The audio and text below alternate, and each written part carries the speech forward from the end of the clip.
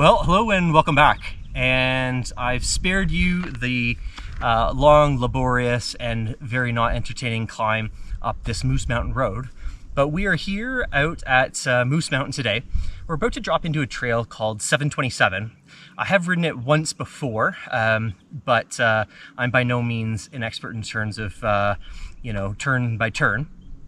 The reason why I'm riding it today actually is I signed up for the Moose Mountain MMBTS, Moose Mountain Bike Trail Society, and they're going to be doing a number of $5 or fiver races, they call it, this summer. And I'm going to hopefully attend the 727 race later this year. However, they also do group pre-rides of the trails, but I will not be around for that pre-ride. So this, in a sense, is going to be my pre-ride, and I look forward to showing you the trail. So let's go and get at it.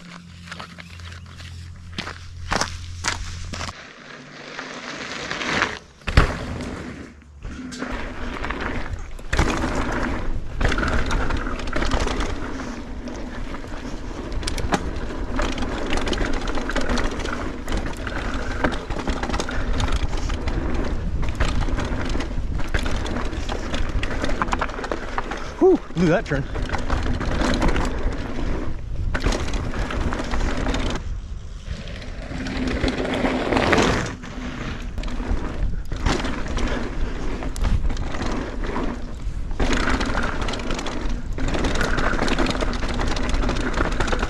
Oh, blowing the turn.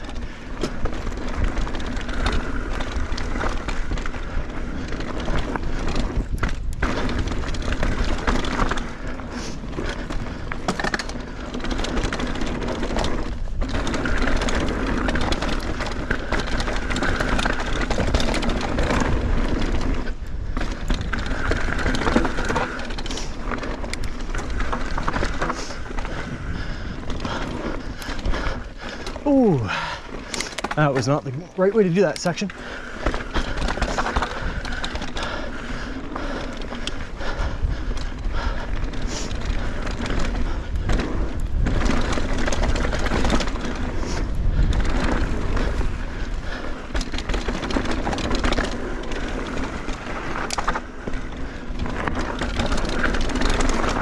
Whoa, going wide.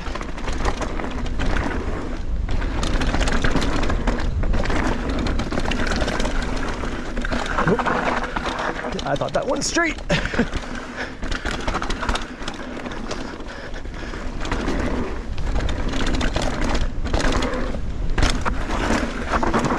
Woo!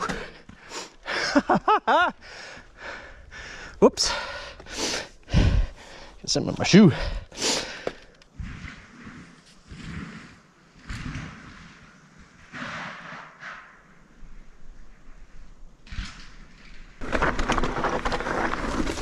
Woo!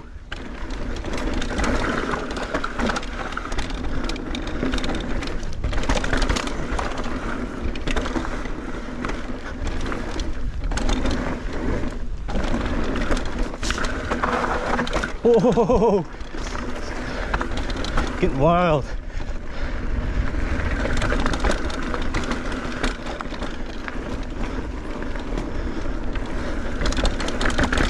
Oh!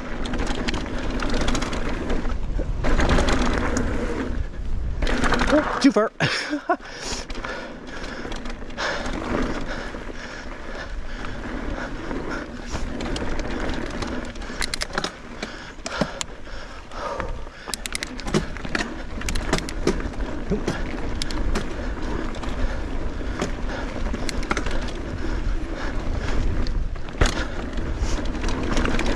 Oh, oh. Should have squashed that. That was a bit too far as well.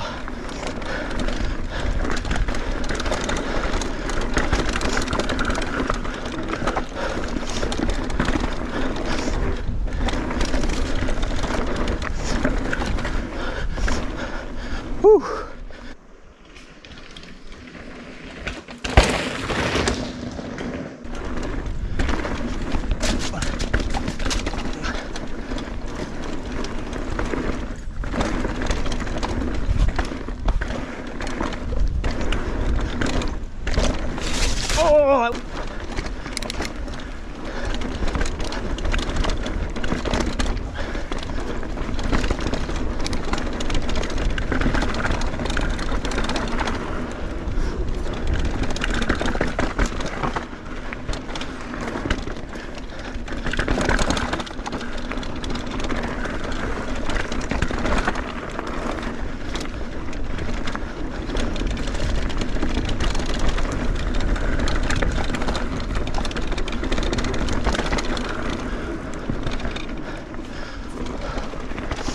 Legs are getting tired.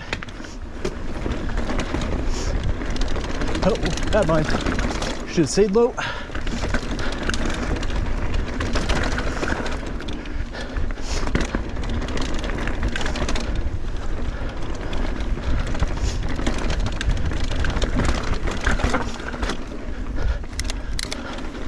Oh. Sit down for a second. Oh. Lots of mud, or water, I guess. Which way? Up, I guess.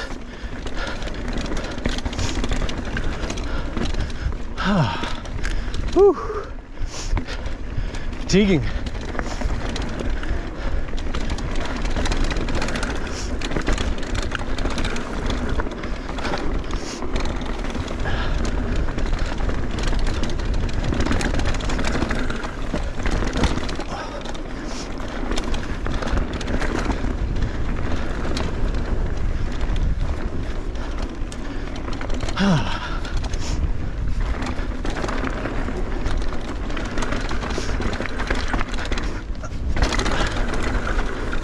Oh, Nelly. So this is the feature that I don't plan on hitting, but I'll show it to you nonetheless. So this is kind of a very old school kind of drop. That was the jump up there. If you go low line, and then you just let off the brakes and drop down here, generates a lot of speed. But I don't plan on hitting it today. Maybe I'll consider it later on in the season once I'm feeling a bit more confident on the bike. Little caution drop there, but it would have been nice to see a bit more of a, I want to say progressive in context of the sport, but a drop to the slope. This it's kind of a kicker into a slope, and it just to me, this, I know it's a newer built feature, but this is an old style of building in my opinion, because it's kind of high consequence, low reward. The best case scenario is you have a harsh bottom out down in that area. Worst case scenario, as you're coming up, you pitch forward and it would be a pretty gnarly crash. Yeah, I would have liked to have seen something a bit more a little different than this, I suppose. Maybe a big roller double or something like that, but I'm told this was to help mitigate people coming through this section too fast. Yeah, that's what that's the explanation that was given to me. So I'm gonna hike back up here. Let's take a look at this sign. It's saying, oh, okay, so left is going to be a continuation of 727. So let's continue on, jump back on the bike and keep going. There we go, all clipped in.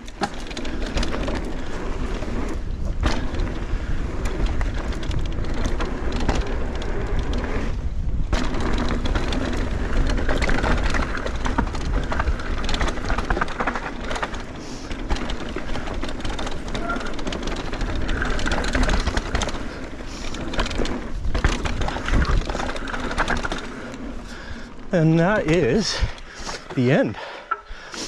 However, I'm going to try to use my thinking brain and avoid that mud. So that's 727, and there is going to be another trail here. I'm just blanking on the name. Oh, more water.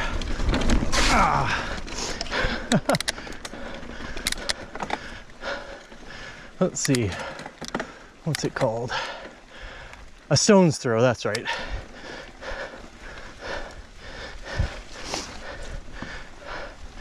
This is our climb trail slash link back to the parking lot.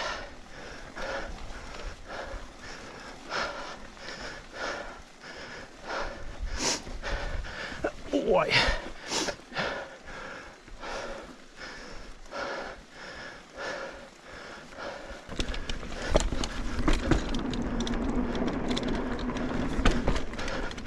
Oh, some new planks there. Looks like they're getting ready for some more building.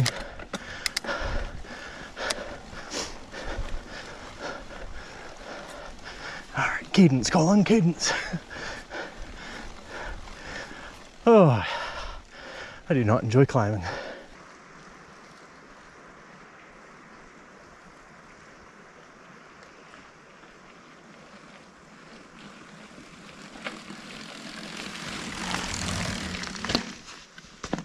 All right, so I finally made it to the top of a stone's throw, and it's arguably more of a connector trail, so I'm just going to cruise it out from here. In fact, you can even hear the highway just through those trees, but there are a couple of cool features, so let's go check it out.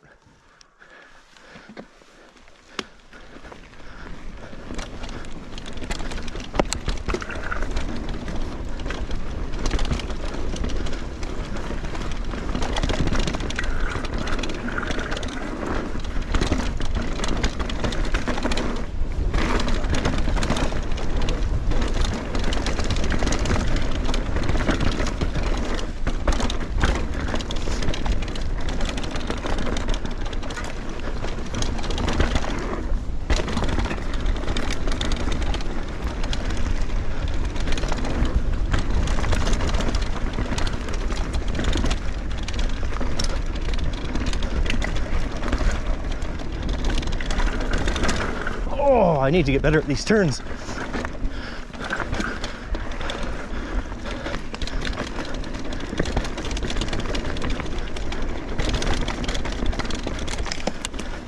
That little sit pedal here.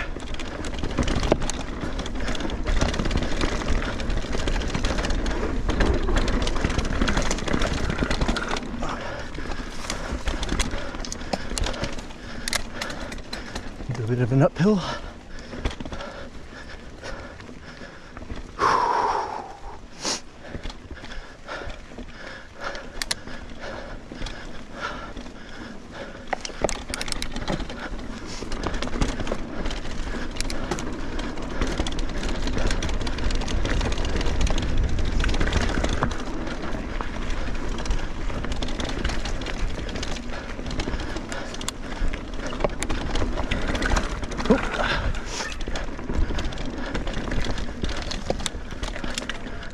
Oh. Oh, more pedaling.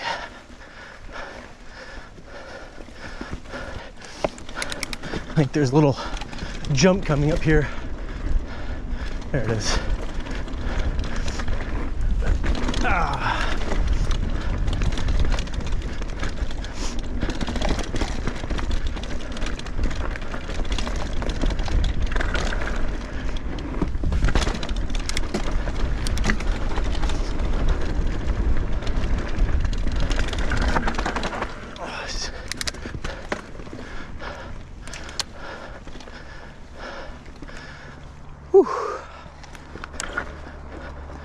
So this trail crossing here.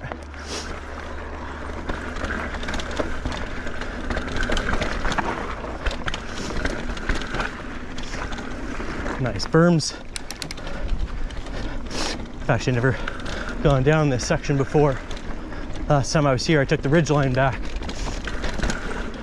I was parked in a little further up the mountain, so.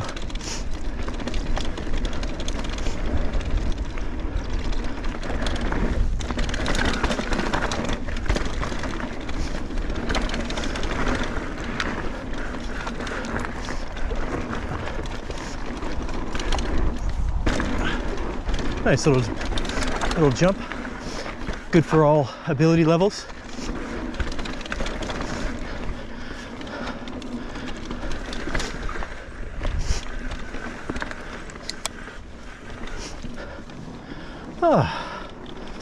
I like seeing bridges like this.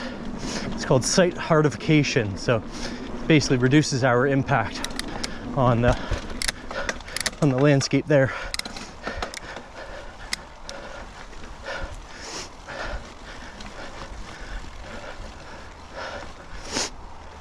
Oh, punchy little climb. Come on, Colin. Ugh.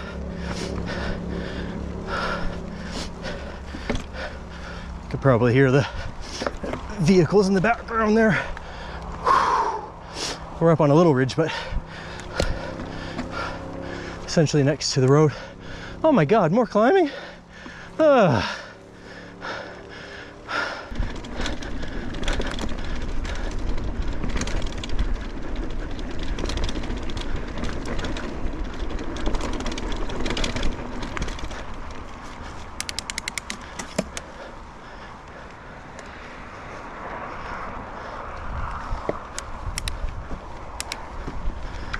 Oh, cool.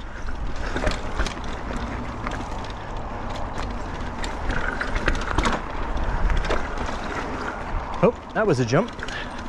Well, now we know for next time.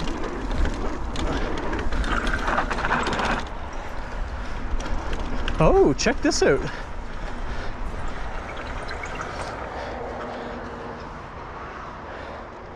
I mean, yeah, you know we gotta hit it. Can't come all this way, not hit it.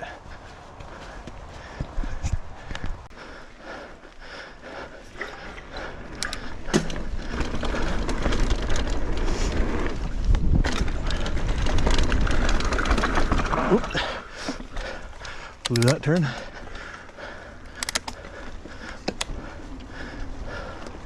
Whew. There we have it. It is 7:27 to a stone's throw.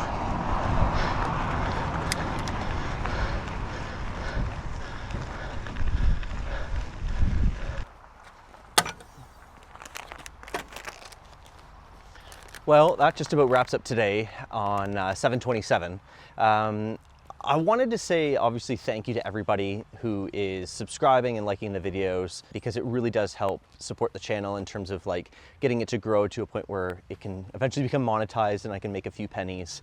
And it's not all about making money, but you know, it's about trying to recuperate investments, you know, like, you know, good audio and lighting and video and that sort of thing. And it's about also trying to get to a point where I can really start making the types of videos that I want to make, which are those kind of like long format, sort of documentary style videos.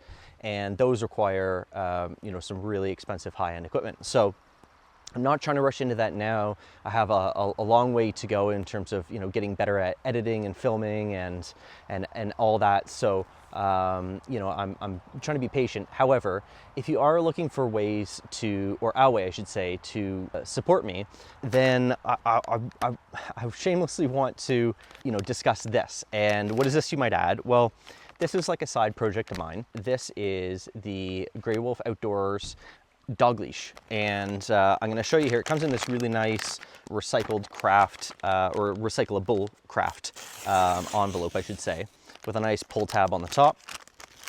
When you reach in, depending if you get the 4-foot or 6-foot, you will get a thank you card that talks about sort of the features and benefits and how to use the actual product. And this is the product itself. So it is a dog leash. This was designed with people who enjoy the outdoors and mountain environments in mind. It uses real dynamic climbing rope that is dry treated on the core and the sheath, so it has minimal if no water absorption at all. As a former dog owner, you know, I can tell you how many times I've washed those nylon leashes in the sink and they just, you know, ooze out all the dirt and grime. It uses a real legitimate climbing carabiner. Now, for purposes of, you know, legalities, I can't show you which brand or advertise which brand of carabiner this is, but once you receive the product, I'm encouraging you to actually, you can cut it off and you can see that this is not a generic, you know, non-rated carabiner. This is actually a really premium carabiner from a reputable brand. It uses real bar tacking on the side here. So this is the same bar tacking that you would get on a climbing harness. You know, it doesn't have like an X stitch or a metal clamp or something really loose like that.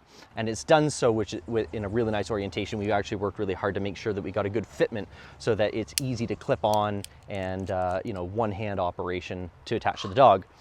It is, as I mentioned, dynamic rope, and the goal of this in mind is anywhere from the streets of Banff Avenue to, you know, the summit of Cascade Mountain.